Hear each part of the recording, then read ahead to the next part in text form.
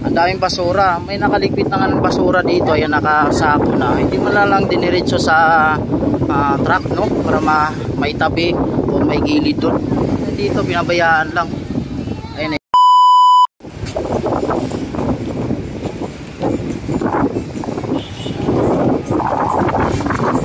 Wait, dito ka lang.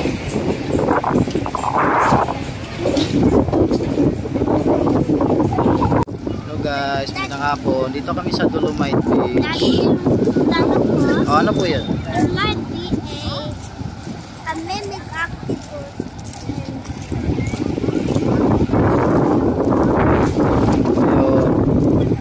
Nakakadismaya lang kasi ang daming basura guys. Yan. Araw ng Sabado ngayon, no?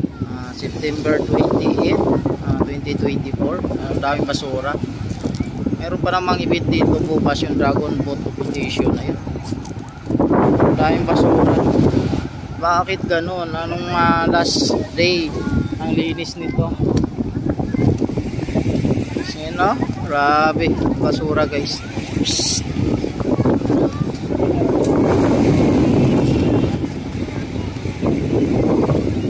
So ito, andito pa yung mga sinakong basura, hindi na lang hinakot to.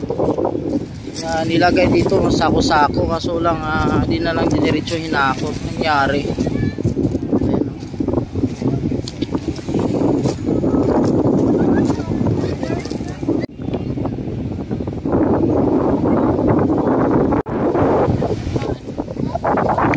Ayan po. Nakadismaya lang po. Araw ng Sabado ngayon. Expected na maraming papasyal na tao ngayon kasi weekend tsaka Sabado, no? Hindi natin nakalain na ang daming basura. May nakaligpit na nga ng basura dito. Ayan, nakasako na. Hindi mo na lang diniretso sa truck, no? Para maitabi o may gilid doon. Dito binabayaan lang. Ayun, nakikita nyo may mga bata pa dito. No, hindi pwede. Madumi yan. Ayan guys. Kasama ko ngayon yung anak ko. Kaso lang ini-expect ko na malinis ngayon kasi sinama ko ngayon yung anak, pero itong binungungat sa amin. Yan, ang daming basura. Ang daming tao kasi weekend ngayon, Sabado. Yan, expected natin yan, kaso lang nakakadismaya. Hindi po pwede.